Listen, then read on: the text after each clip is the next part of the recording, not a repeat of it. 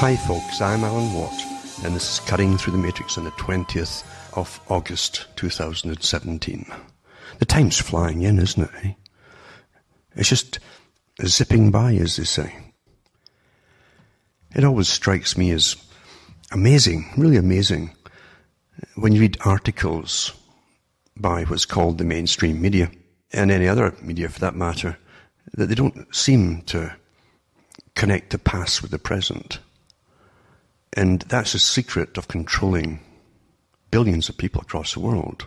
Just don't mention the past, unless it's to your own benefit at the time, to create some kind of dissension, to get all the groups fighting each other and things like that. That happens all the time today. So it's an old technique, of course.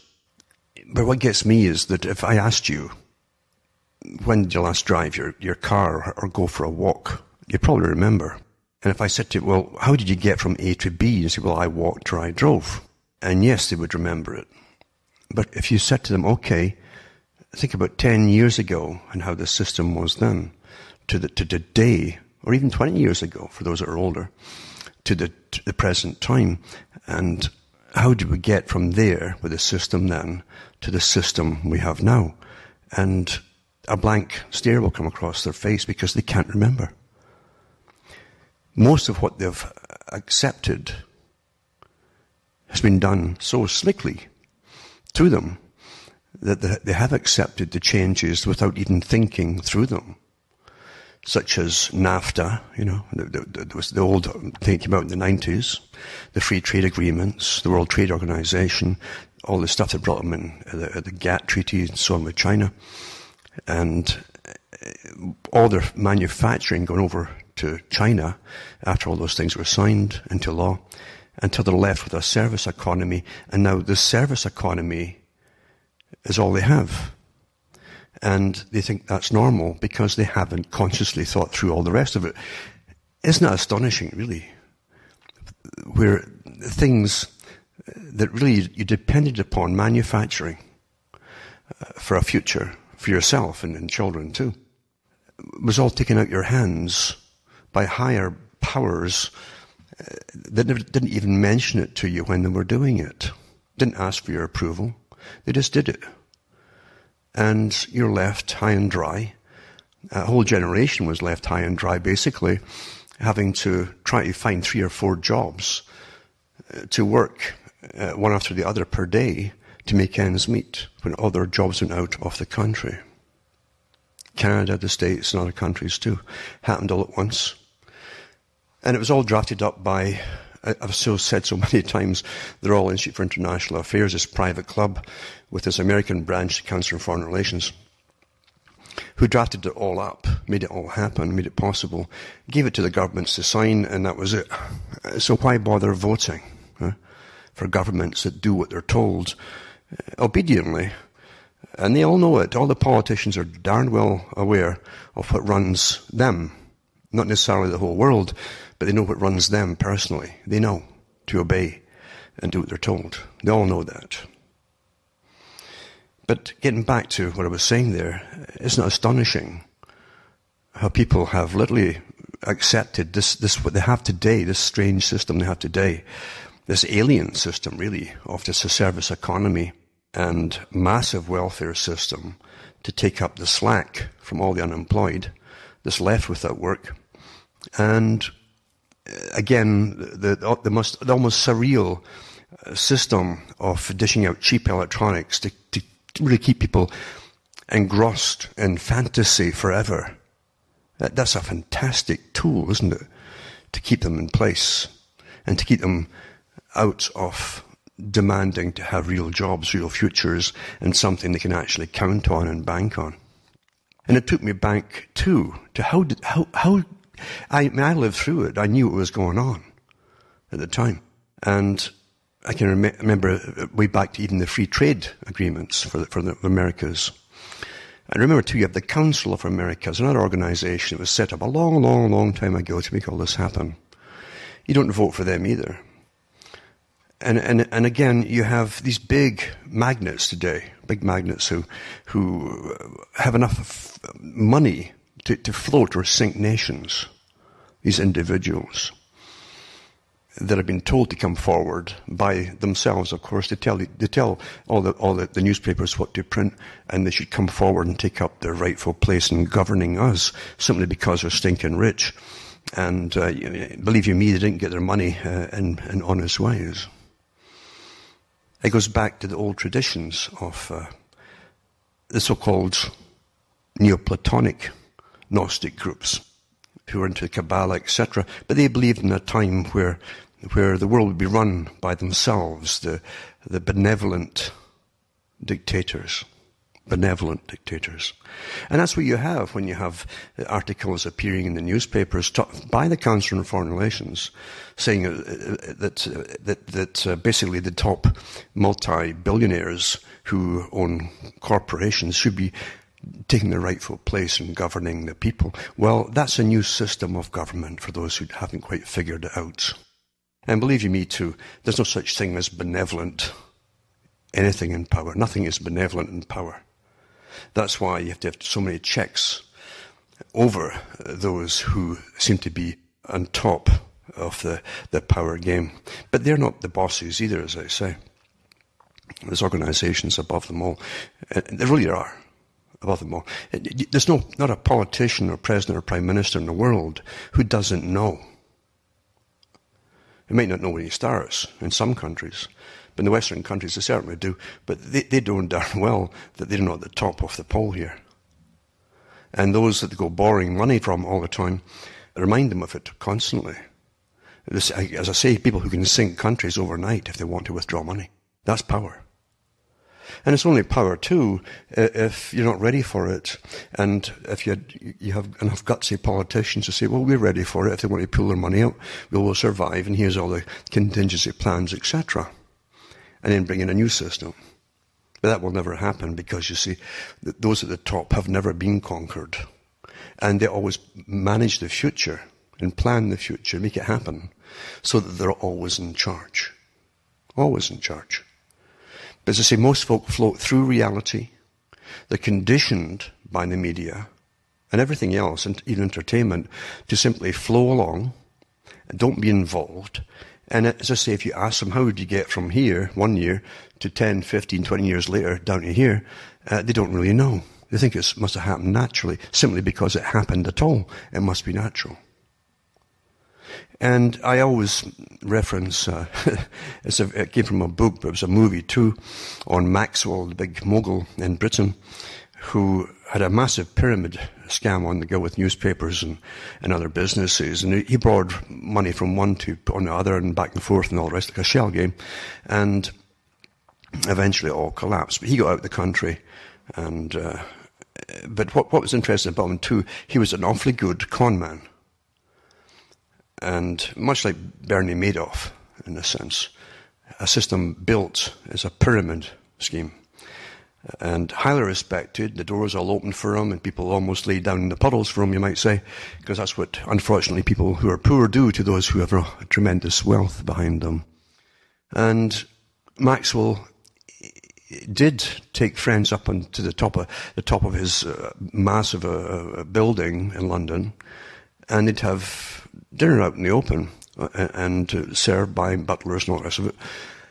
And they'd drink, and one or two of the guests who were eventually interviewed for the book and in the movie said it's very, very true that whenever you need to go to the washroom after drinking all that beer and so on, he would say, oh, come over to the edge there, and then he would just simply pedal out over onto the streets down below, the sidewalks.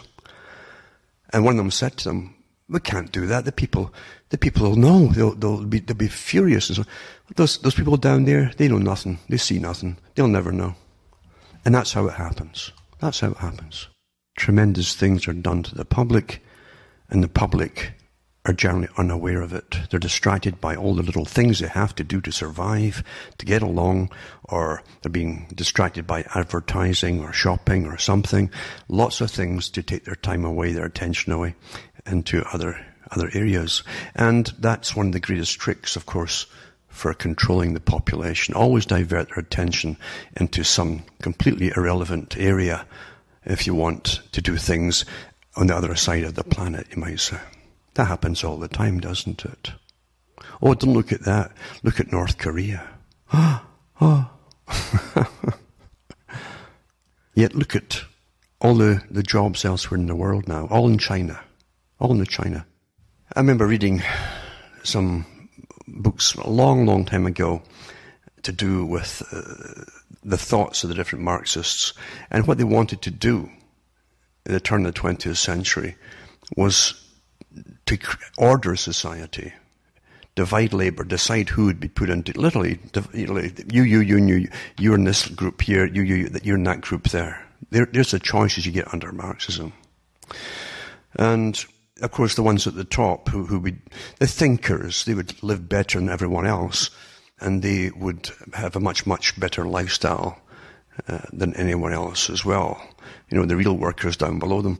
But they also talked about, rather than have competition, like the free markets did, the so-called free markets in the West, which you used to have to an extent, you don't have them today, it's all monopolies, then they wanted to set up one shoe factory for the whole country, like this is the Soviet Union, or for Russia, and for other countries too, one shoe factory, one furniture factory, etc., to be more, they thought they'd be more practical, etc., etc., etc.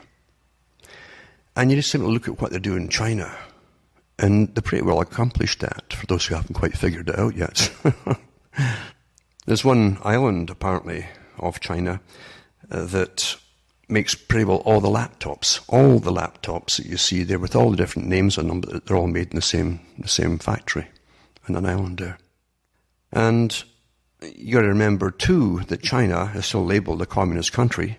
It truly is the dream of the capitalists of having a population obedient, a collectivist type population too, obedient to the governing caste and doing what they're told and not expecting a different kind of means of being governed. They claim that that's a great success story according to the United Nations, and the United Nations, and I've read their articles from them, their own different papers and so on, and magazines, hailing China as the model state for the world to copy. And folks still don't say, wait a minute, isn't that still a communist country? So the West is to emulate a communist country. You got to understand that all the indoctrinations you had in the past of terminology has to be adjusted. Sometimes pretty greatly too. Even today, left-wing and right-wing don't even mean the same things anymore. Carol Quigley said that would happen when the topics of elections, when it came up, the topics of all sides would be the same topics, catering to the same groups. And in reality, they all have to do what they're told anyway, because you're in a global system run by people you don't elect. And they own think tanks, which are officially designated to be the advisors to all governments. And these think tanks and clubs, you might call them too, like the CFR, they say on their own sites, that's what they're here for, to advise governments. Well, you don't vote them in, but you accept them as being quite normal. I don't hear anybody else speaking out against this. It's astonishing to me how easy it is to change systems from this to that in no time at all. And the people, as I say, who can tell you how they got from A to B on a walk or a drive, can't tell you how they got to where they are today without a job. Or the job they've got is stacking shelves somewhere, competing with all the other unemployed in their country at the same level, and more and more people coming in from outside for the same jobs. And they now think that's normal. In fact, they feel ashamed to speak out about it. And they've been taught to be ashamed by all the different triggers and Pavlovian responses that's drummed into them all to feel guilty all the time. It's really amazing the amount of psychology, very simple psychology, that's been indoctrinated into them in the proper scientific techniques from school onwards. And you watch it happening where they can't even stand up to verbally defend themselves anymore. They feel ashamed as to say anything. That's not by chance. And all the groups you'll see clashing as well, in the States at the moment, it's kind of farcical for me to watch it, because there are books out on using groups, creating groups, having them clash together to create other things in society, other systems down the road. This is what's happening today. And the people who belong to the crowds, except for the leaders who are bought and paid for, and the real agitators who really are bought and paid for by the same people who own the planet. Both sides are always bought and paid for by the same folk. Believe you me, if you truly came out to use violence to shift any balance of power on this planet, and it wasn't going to help the present owners of the planet, you would be flattened before you even arrived on the demonstration place. You'd be flattened. So whatever you're doing, and whatever side you think you're on, you're all being used. And the ones at the top know what they're bought and paid for. They get salaries for this nonsense. I can remember quite a few years back when they were doing the big demonstrations against the global meetings. And you'd have your G20 and all the G-whizzes, all different private clubs that you don't vote for either, having them get their photo ops and signing their further integration to globalized structures of free trade, which is free trade for the big international corporations which are on the list, and excluding anybody else who's not on the list from getting any trade at all. That's what it is. And it's also free trade for basically the trading of cheapest labour on the whole planet on behalf of the elitists. That's what it's really all about. For all the people who really, really think is to help poor peasants in other countries, I have no time for you. You won't look at things. You don't even look at recent history, the last 20, 30 years in those countries. When the big factories that you put in there, you fund them, you pay for them all. That's real corporate welfare. Just simply hop around from third world country to the next, according to the labour market. Constantly happens all the time. And free trade has made it even easier.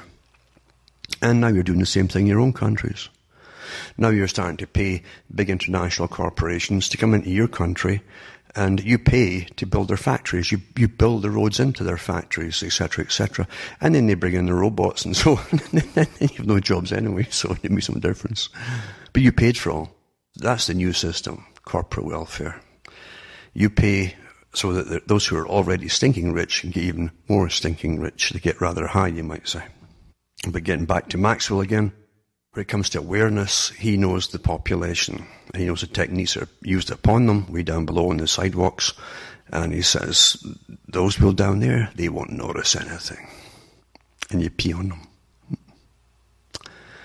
And that's exactly what you'll find other primitive reactions occur, such as peeing on people. We've had instances of that happening with troops in some countries. Actually, they come out in some trials, in fact, where these guys literally piddle on their victims before they kill them.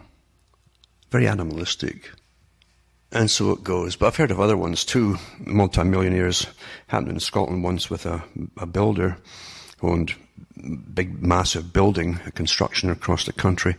And he went across in his private helicopter over it was a golf club or something, and piddled from the helicopter just to show how superior he was. And once again, that brings me back to what other players in society in the past have come out, said blatantly in their own books, in fact, like Bertrand Russell and others, where there's nothing that you cannot do with people. In other words, there's nothing you can't make them do. Or Adam Weishaupt of the Bavarian Illuminati. Really interesting to see how it really worked. The whole idea was you were taking over power, you were convincing, and he was convincing members of the church at that time of an esoteric meaning of this esoteric branch of Masonry, as he called it, was really the true branch of Masonry. And the true branch of Christianity. It was one and the same thing. And he even made a bishop, apparently, believe that this was so. And Weishaupt mocked the guy in a letter to one of his other accomplices. As he said that, he said in his letter, he says, this fool is now believing in this version of Christianity that I have given him. He says, "O foolish man, what can you not be made to believe?" There's all kinds of weird and wonderful and wacky theories going around right now, and no one questions where they're even coming from or why they get so much leverage across media, etc. I'll repeat it again for those who are hard of thinking. "O foolish man, what can you not be made to believe?" Now tonight we'll touch on the Council on Foreign Relations. Remember, you'll never find any of their authors ever decrying the loss of sovereignty of any nation, because they're sworn to this global governmental agenda on behalf of their masters, and they do have masters above them. And here's one article here from the guys who brought you the Free Trade Agreement, then NAFTA, and so on, and whose parent group, the Royal Institute for International Affairs, gave you, the World Bank, the IMF, and so on, down the road, all the way down to everything that happens today on a global scale, and the United Nations too. They gave you that as well. And this article here is from Mr. O'Neill, who is a Rockefeller Senior Fellow for Latin America at the Council on Foreign Relations. So here he is, giving you the standard spiel they give out to you on why NAFTA is good and why. Remember too, Karl Marx said the same thing, for those who think it's a recent thing, this amalgamation idea. Marx said it too, that there should be a united Europe with a government for the whole of Europe, a united Americas with a government for the whole of the Americas, and one for the Far Eastern group of countries. And all three of them would be under a world government. That was the stepping stone to world government. And here you go again. That's what NAFTA really is too. And believe you me, those at the very, very top don't see the peasant of the US or Canada in any other light than they see the peasant of Latin America or the Caribbean or China for that matter. I really mean that too. Why NAFTA needs more than a few tweaks. This is their spiel now. It says US, Mexican and Canadian trade negotiators meet this week in Washington, D.C. for their first of 7 lightning rounds to reshape what Trump calls the worst trade deal ever signed. So they give you reasons why they're going to tweak it and, in other words, revamp it again. It hasn't been cancelled, remember. It won't happen. It won't happen. Because the big boys who own the world have made this all happen. They're the ones who really are profiting. The small group that owns the massive shares and all top controlling shares in all the top international corporations. And then they talk about what they're going to tweak and make each country happier so that they won't pull out of this agreement and so on, and to get things back on track, as I like to say. And it isn't until you get near the bottom of it, and you see that in large part because of NAFTA, Mexican and Canadian factories are more partial to US suppliers than any others in the world. Then they give you a few statistics. They love statistics. There are lies, damn lies, and then there are statistics. In other words, if you make it sound like it's a scientific thing, it must be truer than the lie. Anyway, it says Mexico's exports to the US, 40% of the value is made in America. For Canada, it's 25%. In contrast, US factories barely provide 5% of the inputs into products made in the rest of the world. And so they're talking about why there's a lot of disgruntlement inside the United States. But the whole thing is a rah-rah-rah article, basically, for fixing it all up and why we must all literally, again, join together. This is the same group that brought you Fortress America from a few years ago, how we're to give up our sovereignty and join into one country, basically, one governmental system to face terrorism. And then they go into the usual rubbish from the CFR from the very start that we have to. These are the people who who brought you a united Europe under one government, a group that lied their teeth off to the populace of every country of Europe since 1948 till they set up the parliament. And they kept telling them it was just a little free trade agreement until they had their parliament up and running. And then they released the truth. Well, we promised to keep it secret until it was all working. Secret from whom? From the public. A private organization gave you United Europe. And every country dutifully signed on to it, because everybody they put in for it at that time at the top of the countries was all on the payroll of the big global masters. That's why. And the same happened for the Americas as well. Quite something. So now, once they set up Europe, then they said, well, now you have to amalgamate as well. Give up your sovereignty, get a single parliament going, and then be more efficient to compete against Europe. And then they go even further with this farce and say, well, now you can compete with China. Who is kidding who? And I've been through all these arguments years ago when all that was on the go, and said, for God's sake, people in China are lucky to get, at that time, $2 or $3 a day. They're a week's wages. They can work for a week's wages and survive and eat, and it wouldn't even pay your weekly tax here. Even the tax on your electricity. Everything here is taxed to death. So this is the farce of this, creating trade blocs to compete with each other nonsense. Utter rubbish. And they're still doing it. They're still bringing out the same things at the bag. Here's another article too. How does NAFTA fit into the broader debate over trade policy? And they go into it again. It's the CFR. And again, we got to compete. We've got to compete with Europe and China. Who is kidding who? It's not meant to be logical. It's meant to be an excuse. Some kind of excuse, that's all. Another article here too is renegotiating NAFTA. Again, CFR. And they go through the same old things again. And then they talk about, well, if we don't do it properly, the car companies will object, and, one of the companies, Ford Focus, just moved to Europe, blah, blah, blah. Well, wait a minute here.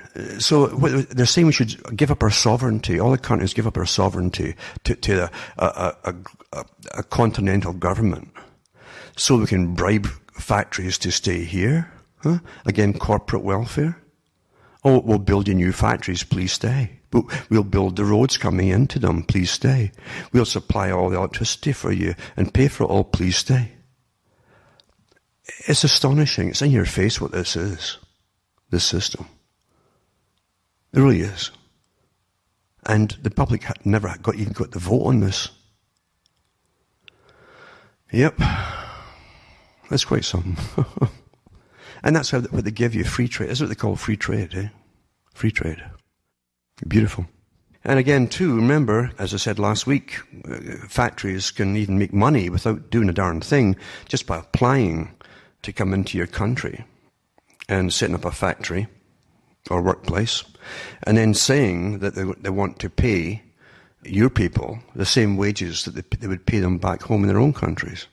And knowing, before all, they don't intend ever to come in and do this, but knowing that you say, you can't do that, it's below our minimum wage or whatever, they can sue the country legally and get as many millions as their lawyers can get from that country and put it to the bank and try the same with another country. It's quite a good scam, isn't it? Reality is full of scams like you wouldn't believe. That's all we live in, is scams. And what's even more astonishing is the amount of people, and this is why it works so well, professors and experts of all kinds. Again, going back to Bertrand Russell, who said we're creating a world where people will be taught to believe in nobody except experts. So that eventually when experts come on media and tell the people something, they will believe it implicitly without thinking. And that's all they have to do is say expert. And that's happened. It's all conology, pure cons. Most of these crowds that are like flash mobs, and flash mob being something that the defense departments talked about years ago when they projected their future scenarios to do with fortune telling, because they're actually into that. How will different things happen in the future for defense, etc.? And flash mobs could be created so quickly with iPhones, etc. Instant communication, and the people would simply react without thinking and join the crowd that was going to protest whatever it happened to be. And people don't behave rationally in a crowd. It's easy to whip them up into a frenzy. It's even easy to get them to attack people, in fact, where individually they'd never even think of it. Never mind the reasons that they're doing it at the time. They would never even have those reasons on their own. Most of the reasons you're given to simply react are given to you by professionals who understand the buttons to push. Bernays talks about this too, the nephew of Sigmund Freud, who came from a long line, basically, of people who studied human nature. They knew how to stimulate people to buy things and so on, to motivate them. And when you understand that, you realize that there are many things which motivate people, subconscious desires, etc., to actually purchase things to make them feel better. Well, it's the same thing with making people dissatisfied with things too. You press the right buttons and away they go.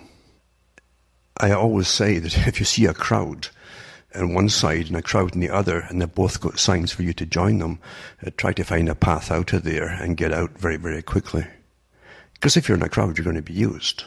There's no doubt about it. None at all. Now, I just want to touch on two other bits of the con game that's going on. And that is to do with all the nonsense of greening, etc. The greening idea, remember, is simply a technique to give control to another body of governors to rule the planet on behalf of the world masters. The world masters at the very, very top employ the best brains to plan the future out for them, and have all kinds of professionals working for them. Unlimited numbers of them too, because they have unlimited financing at the top. And that's the idea, is just to make it happen, make it so, as they say, and they make it so. Right down to the Sea of Fire, which is the ones that we know about, but there's ones way above them. Way above them. Think tanks and professionals.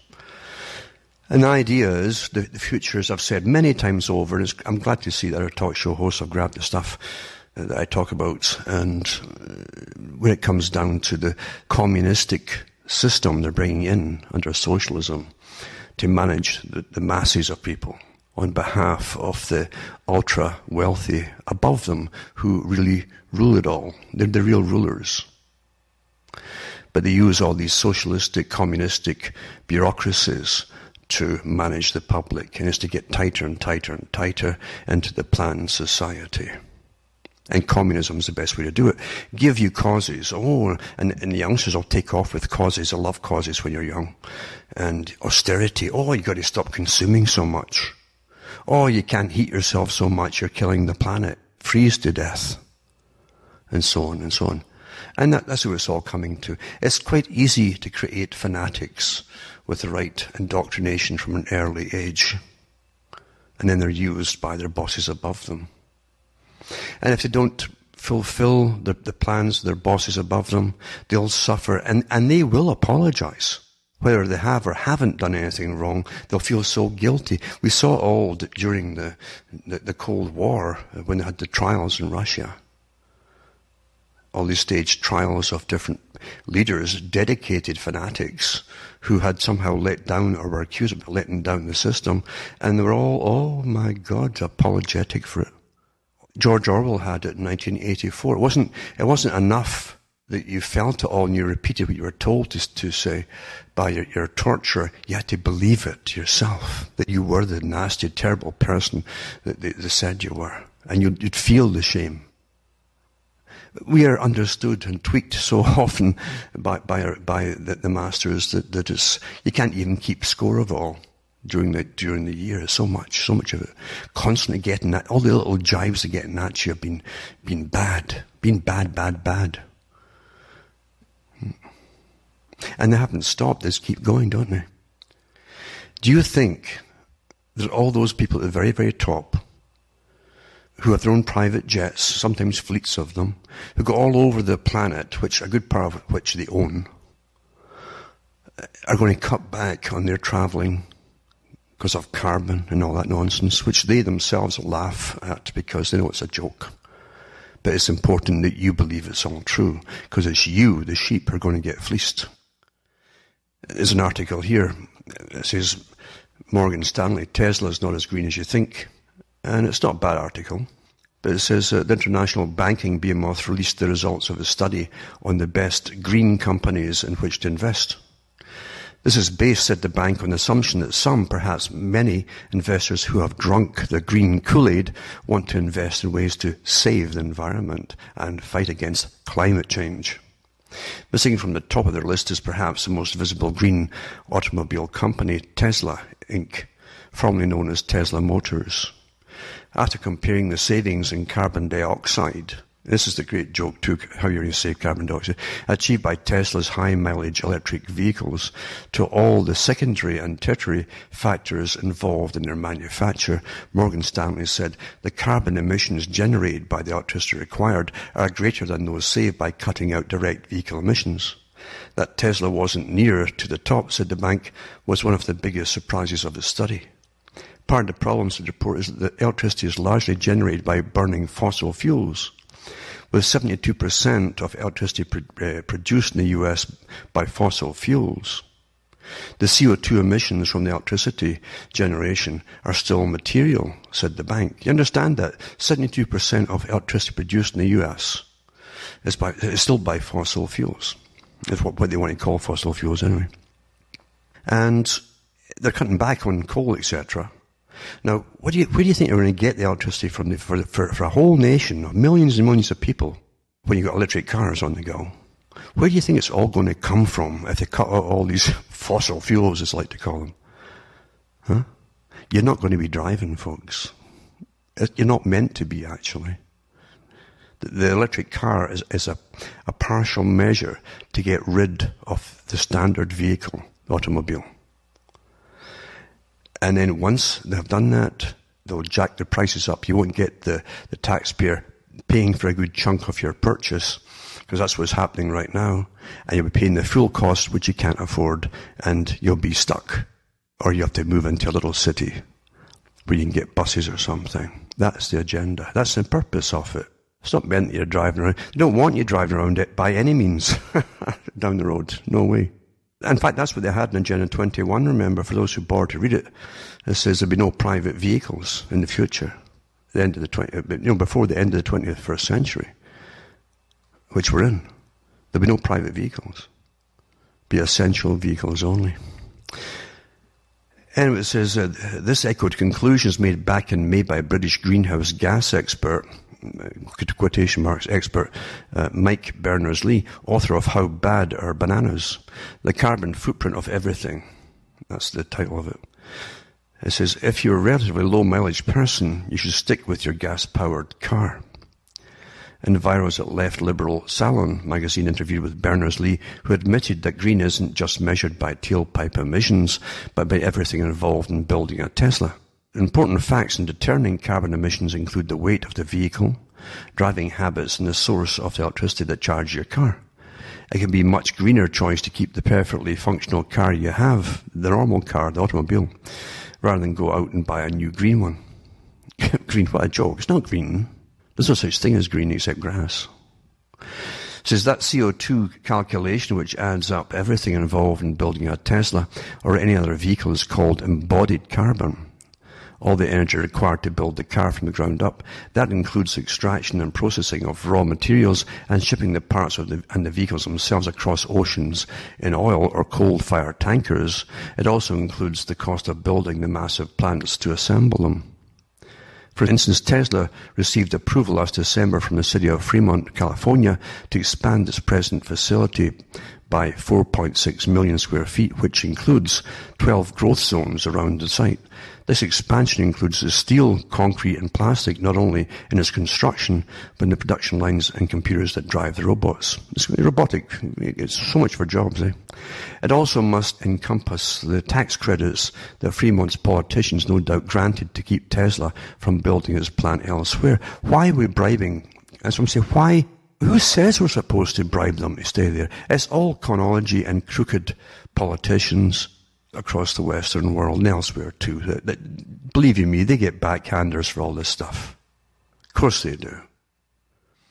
There's another cost involved as well, one that neither Berners-Lee nor Morgan Stanley considered: the $7,500 tax credit provided to purchasers of the Tesla, which is paid for by taxpayers. So for every car, you're paying $7,500 in taxes. The taxpayer is to the purchaser, who are simply taking welfare.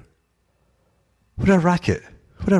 Can you start a business up and get the government to demand, in fact, give you,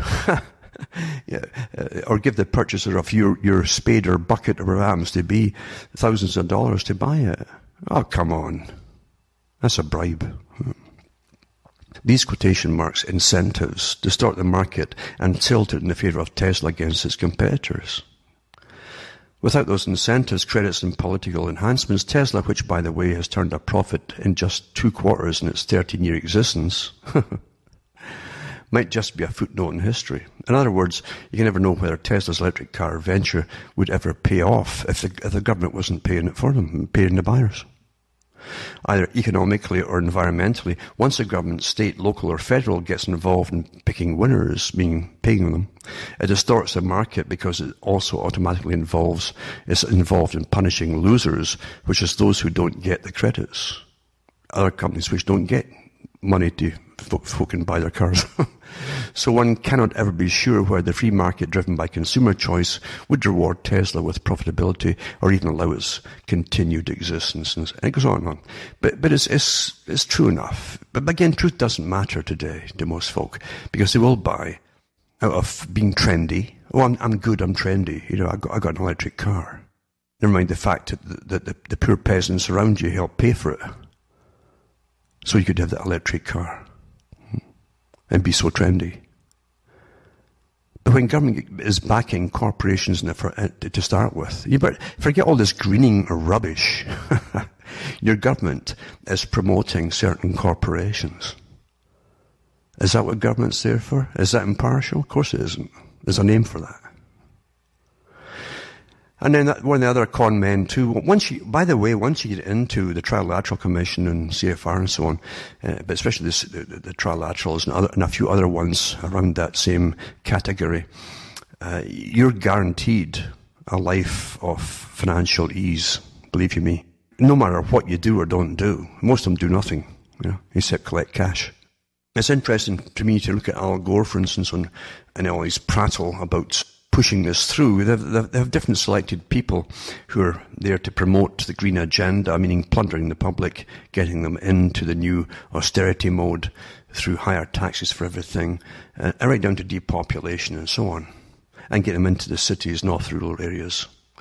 And these prostitutes, and they are these Al Gores and the rest of them, who know darn well that what the real reason is for all this stuff, and what their role in it happens to be as well. But they have no problem spouting the lies. I can't stand these people, personally, Anyway, it says here, the inconvenient spoof, Man, it says former Vice President Al Gore labelled a British reporter a denier. This again came from the Pavlovian training, which had already trained the public. Everyone knows what a Holocaust denier is. So now they can now use the term denier, now that people immediately get repulsed Pavlovian style when they hear it, and use it upon anybody else who doesn't agree with any part of this global agenda. See how it works? It's very good, isn't it? Simple technique, really, but it works awfully well. So, Gore labelled the British reporter a denier. Well, yes, he was a denier. He's saying it's not true, so he denied it. So it's like being a denier now. Having a different point of view makes you a bad person. Understand the technique of the psychology. Anyway, it says, after he pressed the former vice president about scientific claims made in his recently released global warming film, "Are you a denier?" Gore asked. The Spectator's Ross Clark after a private screening of An Inconvenient Sequel. When Clark tried to finish his question, Gore said, "You are a denier." And that was meant to shut him up. Clark questioned one part of evidence like that now today. They've got a whole bunch of things they can pull out the hat and just put the label on you, and it's meant to shut you up through shame. Just like Orwell in 1984 with Winston.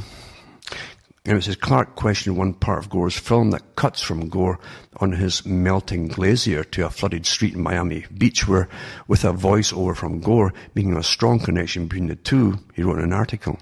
The implication is that the sea level is happening frighteningly quickly, and it's all down to carbon emissions, if not nature's revenge for all those hanging shads which denied him victory in Florida, and therefore the 2000 presidential election, Clark wrote for The Spectator.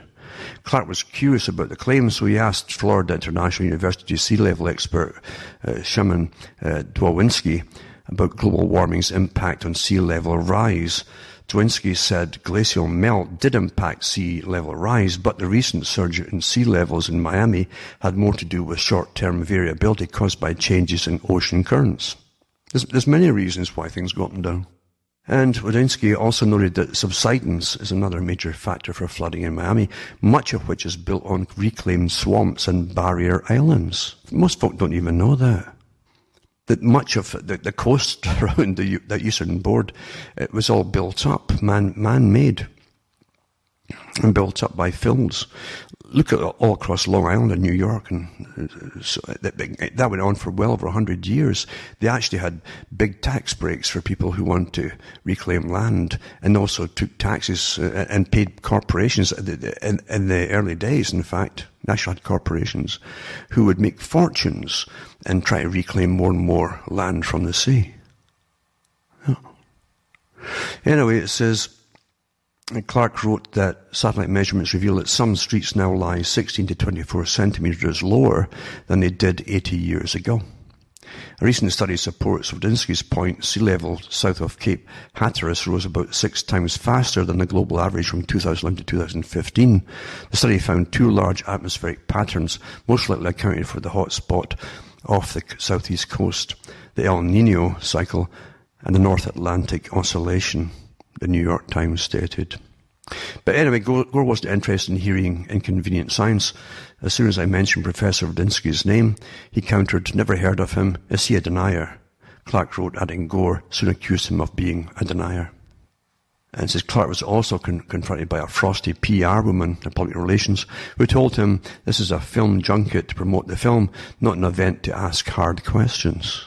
So it's true enough, we're supposed to just get brainwashed and believe all the lies that these characters like Gore are put out. These guys have no conscience at all with their BS. And they know it's BS. They really do. But it's all for a big, big agenda, isn't it? To change the whole way that we live. Until really, if you could remember it and live long enough, in 20, 30 years' time, you would look back at the present time and you wouldn't even remember what it was like, because it would be so drastically different as they unveil and promote all the plans for the massive changes that you are going to see. There's nothing out there to stop it. There really isn't. Bitching about it isn't going to stop it. And believe you me, the boys at the top, they can use any technique they want to get what they want. They always have done. That's why they put out billions of dollars a year for their different think tanks and their different technocrats to implement all these agendas for them. Way above politics. And then another one too, as I say, on Al Gore again. It says his home devours 34 times more electricity than the average US household. And I remember quite a few years back, same kind of thing came out about his homes and all the different rooms he has and all the different ways he has to heat it all, etc., and air conditioning. On Friday, Al Gore's sequel to Inconvenient Truth, called An Inconvenient Sequel to Truth to Power, arrives in movie theaters across the country. It says, in just this past year, Gore burned through enough energy himself to power the typical American household for more than 21 years, according to a new report by the National Center for Public Policy Research. The former vice president consumed 230,889 kilowatt hours at his Nashville residence, which includes his home, pool, and driveway entry gate electricity meters. A typical family uses an average of 10,812 kilowatt hours of electricity per year, according to the U.S. Energy Department. And it says it gets worse. Last September alone, Gore devoured 30,993 kilowatt hours of electricity. That's 1 month. That's enough to power 34 average American homes for a month.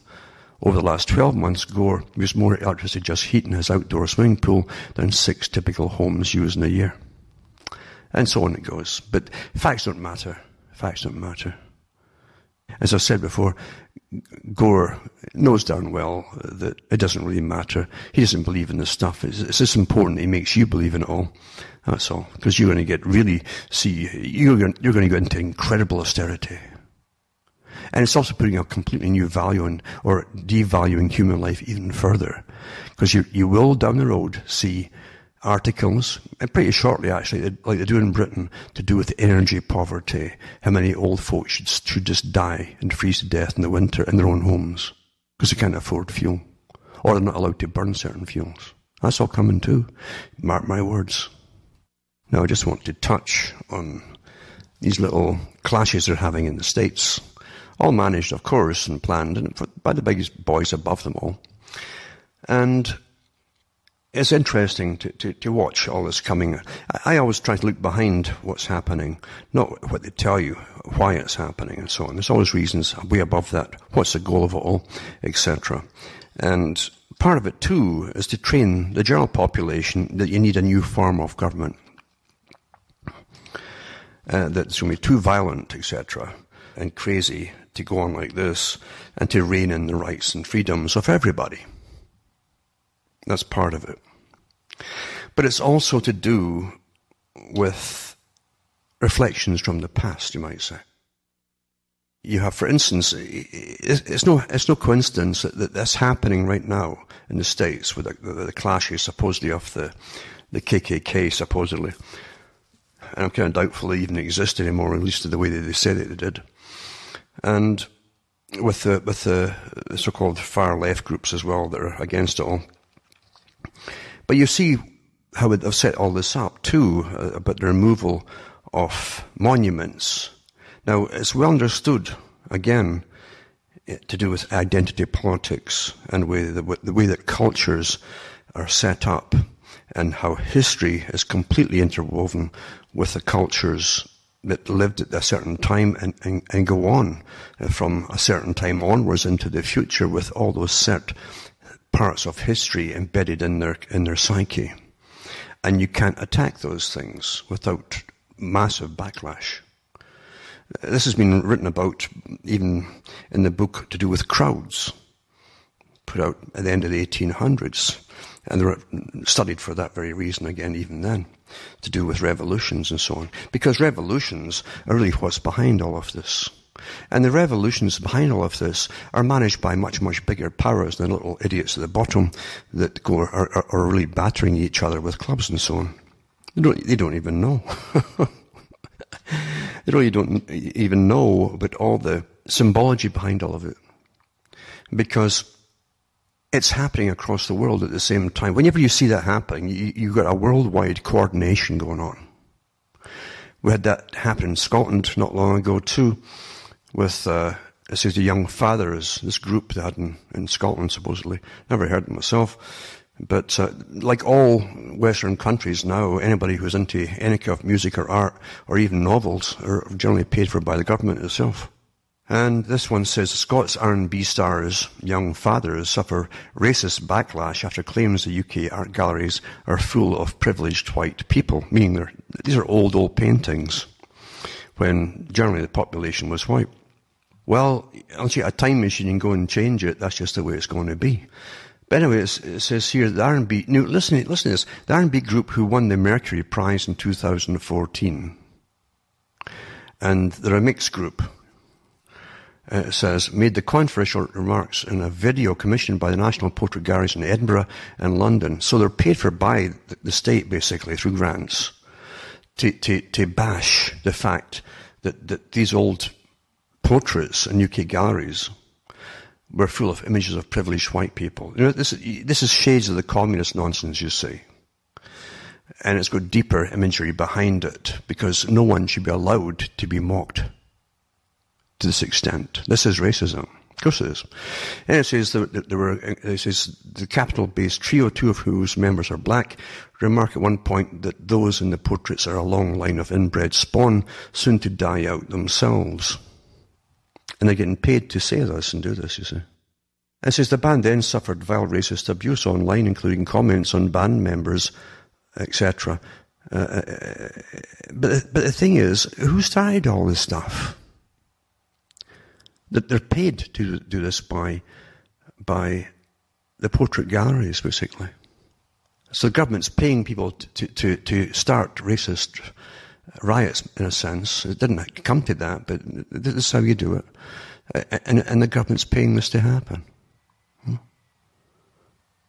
But then again, what kind of people would even take the money and do this kind of stuff? Huh?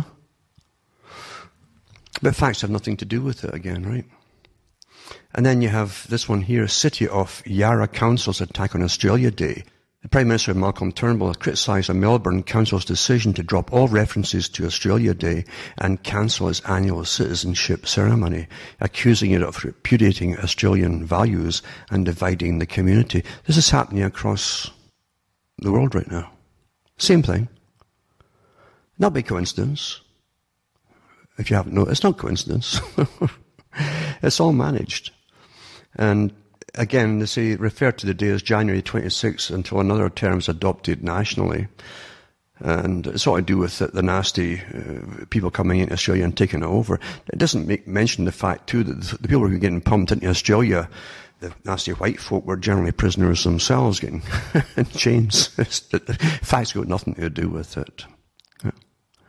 And then you have another one here to do with, it got me thinking, when they're taking down the countries, and that last one to do with Australia and so on, it really rings of reminiscences of the French Revolution, where they had a year zero, because they celebrated the year one year after they started their revolution in France.